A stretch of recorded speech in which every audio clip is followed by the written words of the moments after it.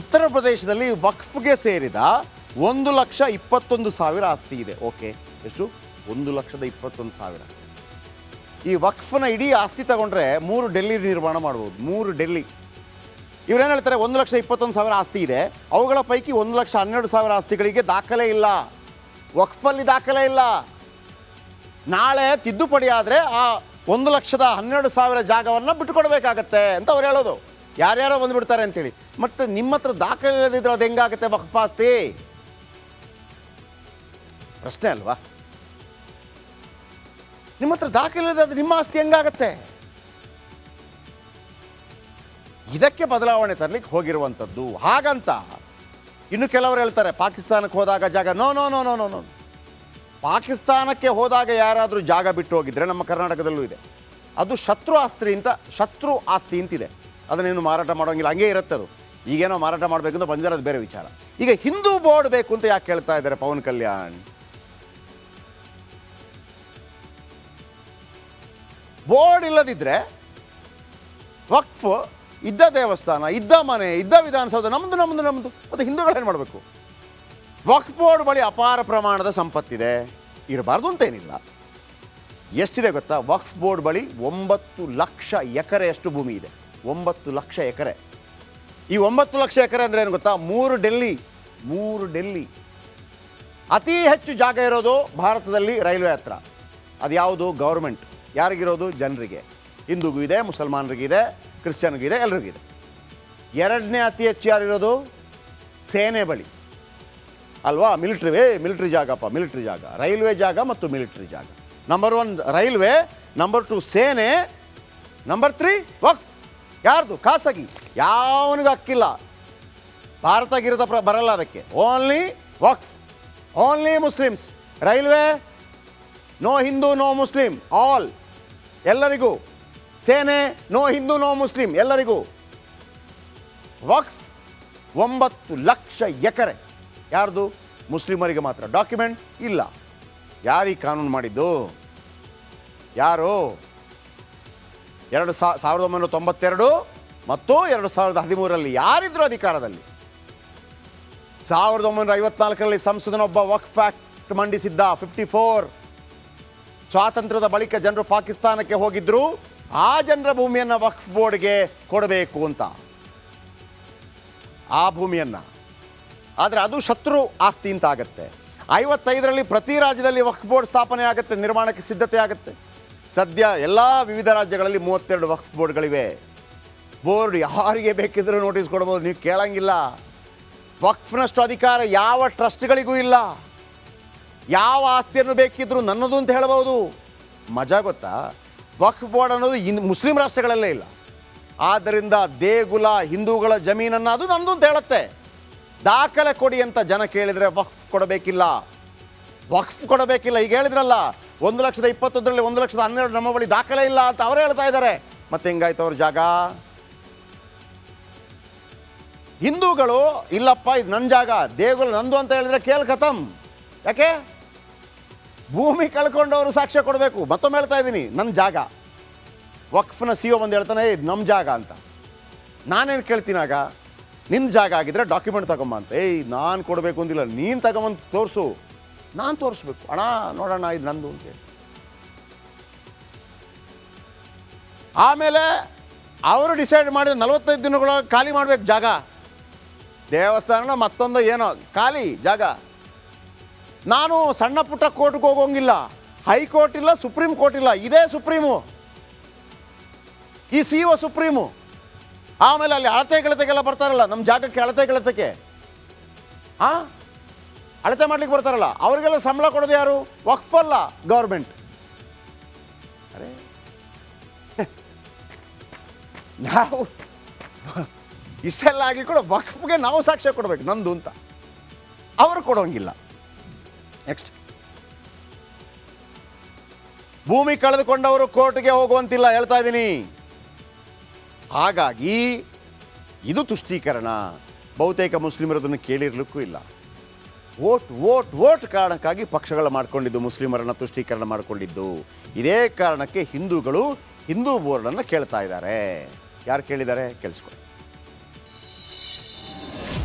ಈ ಮತೀಯ ಭಾವನೆಯನ್ನು ಹೊಂದಿರುವಂತಹ ಕ್ರಿಶ್ಚಿಯನ್ರು ಮತ್ತು ಮುಸಲ್ಮಾನರ ಬಗ್ಗೆ ಇನ್ನಾದ್ರೂ ಕೂಡ ಅರಿವನ್ನು ಇಟ್ಕೊಂಡು ಜಾಗೃತಿಯನ್ನು ಮೂಡಿಸ್ಕೊಂಡು ನೀವು ಎಚ್ಚೆತ್ಕೊಂಡು ನೀವು ಕೆಲಸನೂ ಮಾಡಲಿಲ್ಲ, ಒಗ್ಗಟ್ಟಾಗ್ಲಿಲ್ಲ ಅಂತ ಹೇಳಿದ್ರೆ ಮುಂದೊಂದು ದಿನ ಈ ದೇಶವನ್ನು ನಾವು ಕಳ್ಕೊಳ್ಬೇಕಾದಂತ ಪರಿಸ್ಥಿತಿ ಬರುತ್ತೆ ಅಂತ ಹೇಳಲಿಕ್ಕೆ ನಾನು ಬಯಸ್ತೇನೆ.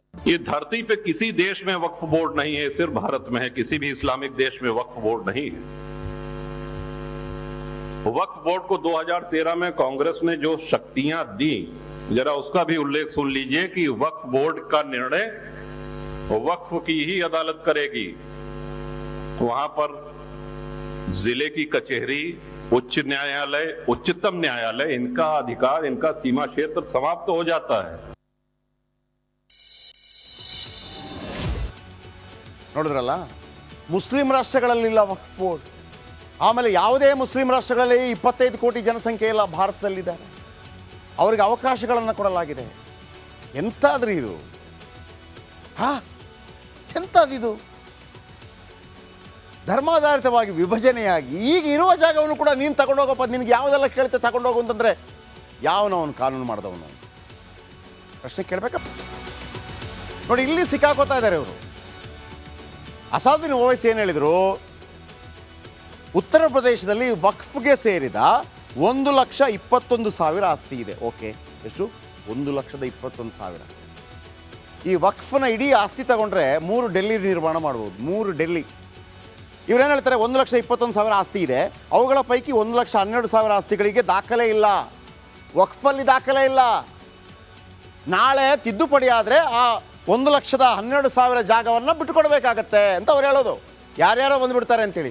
ಮತ್ತು ನಿಮ್ಮ ಹತ್ರ ದಾಖಲೆ ಇಲ್ಲದಿದ್ರೆ ಅದು ಹೆಂಗಾಗುತ್ತೆ ವಕ್ಫ್ ಆಸ್ತಿ? ಪ್ರಶ್ನೆ ಅಲ್ವಾ? ನಿಮ್ಮ ಹತ್ರ ದಾಖಲೆ ಇಲ್ಲದೆ ಅದು ನಿಮ್ಮ ಆಸ್ತಿ ಹೆಂಗಾಗತ್ತೆ? ಇದಕ್ಕೆ ಬದಲಾವಣೆ ತರಲಿಕ್ಕೆ ಹೋಗಿರುವಂಥದ್ದು. ಹಾಗಂತ ಇನ್ನು ಕೆಲವರು ಹೇಳ್ತಾರೆ ಪಾಕಿಸ್ತಾನಕ್ಕೆ ಹೋದಾಗ ಜಾಗ. No no no no no no ಪಾಕಿಸ್ತಾನಕ್ಕೆ ಹೋದಾಗ ಯಾರಾದರೂ ಜಾಗ ಬಿಟ್ಟು ಹೋಗಿದ್ರೆ ನಮ್ಮ ಕರ್ನಾಟಕದಲ್ಲೂ ಇದೆ. ಅದು ಶತ್ರು ಆಸ್ತಿ ಅಂತಿದೆ. ಅದನ್ನೇನು ಮಾರಾಟ ಮಾಡೋಂಗಿಲ್ಲ, ಹಂಗೆ ಇರುತ್ತೆ ಅದು. ಈಗೇನೋ ಮಾರಾಟ ಮಾಡಬೇಕು ಅಂತ ಬಂದಿರೋದು ಬೇರೆ ವಿಚಾರ. ಈಗ ಹಿಂದೂ ಬೋರ್ಡ್ ಬೇಕು ಅಂತ ಯಾಕೆ ಹೇಳ್ತಾ ಇದ್ದಾರೆ ಪವನ್ ಕಲ್ಯಾಣ್? ಬೋರ್ಡ್ ಇಲ್ಲದಿದ್ದರೆ ವಕ್ಫ್ ಇದ್ದ ದೇವಸ್ಥಾನ, ಇದ್ದ ಮನೆ, ಇದ್ದ ವಿಧಾನಸೌಧ ನಮ್ಮದು ನಮ್ಮದು ನಮ್ಮದು ಮತ್ತು ಹಿಂದೂಗಳೇನು ಮಾಡಬೇಕು? ವಕ್ಫ್ ಬೋರ್ಡ್ ಬಳಿ ಅಪಾರ ಪ್ರಮಾಣದ ಸಂಪತ್ತಿದೆ, ಇರಬಾರ್ದು ಅಂತೇನಿಲ್ಲ. ಎಷ್ಟಿದೆ ಗೊತ್ತಾ? ವಕ್ಫ್ ಬೋರ್ಡ್ ಬಳಿ 9 ಲಕ್ಷ ಎಕರೆಯಷ್ಟು ಭೂಮಿ ಇದೆ. 9 ಲಕ್ಷ ಎಕರೆ. ಈ 9 ಲಕ್ಷ ಎಕರೆ ಅಂದರೆ ಏನು ಗೊತ್ತಾ? 3 ಡೆಲ್ಲಿ. ಅತಿ ಹೆಚ್ಚು ಜಾಗ ಇರೋದು ಭಾರತದಲ್ಲಿ ರೈಲ್ವೆ ಹತ್ರ. ಅದು ಯಾವುದು? ಗೌರ್ಮೆಂಟ್. ಯಾರಿಗಿರೋದು? ಜನರಿಗೆ. ಹಿಂದೂಗೂ ಇದೆ, ಮುಸಲ್ಮಾನರಿಗಿದೆ, ಕ್ರಿಶ್ಚಿಯನ್ಗಿದೆ, ಎಲ್ರಿಗಿದೆ. ಎರಡನೇ ಅತಿ ಹೆಚ್ಚು ಯಾರಿರೋದು? ಸೇನೆ ಬಳಿ ಅಲ್ವಾ? ಮಿಲಿಟ್ರಿ ಜಾಗಪ್ಪ, ಮಿಲಿಟ್ರಿ ಜಾಗ, ರೈಲ್ವೆ ಜಾಗ ಮತ್ತು ಮಿಲಿಟ್ರಿ ಜಾಗ.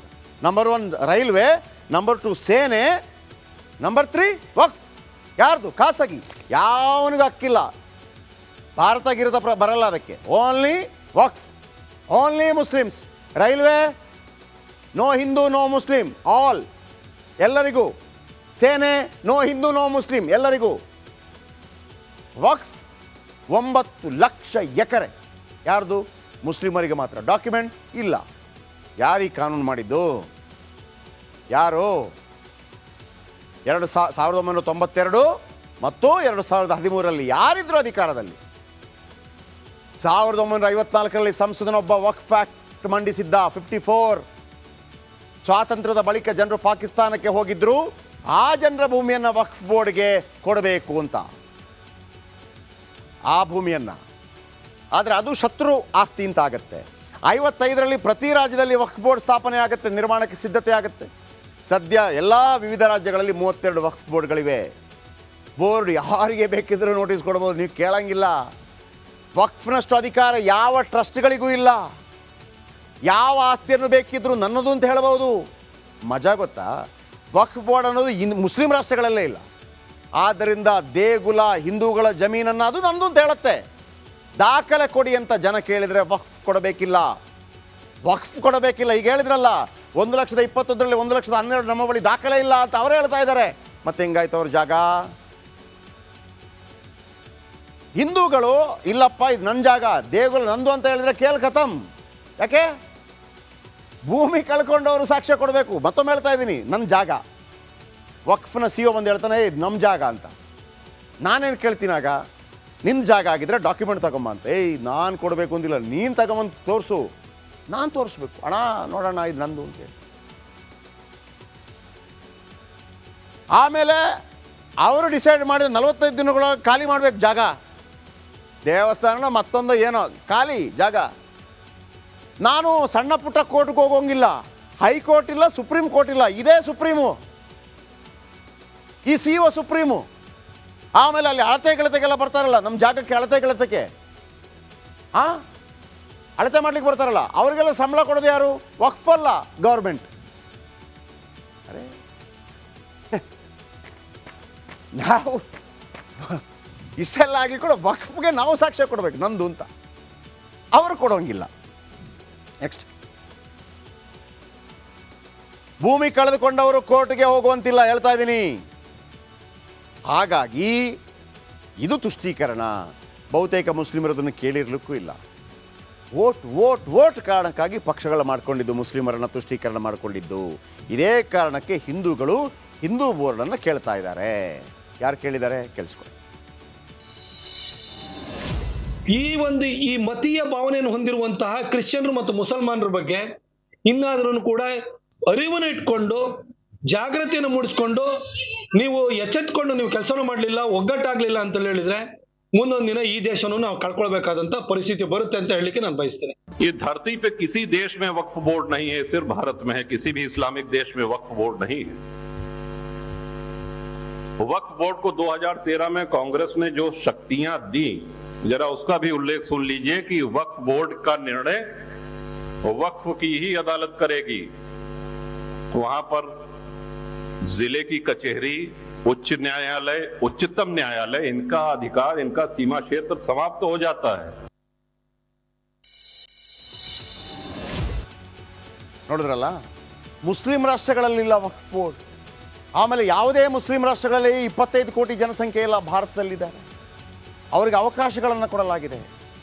ಎಂತಾದ್ರಿ ಇದು? ಎಂಥದ್ದಿದು?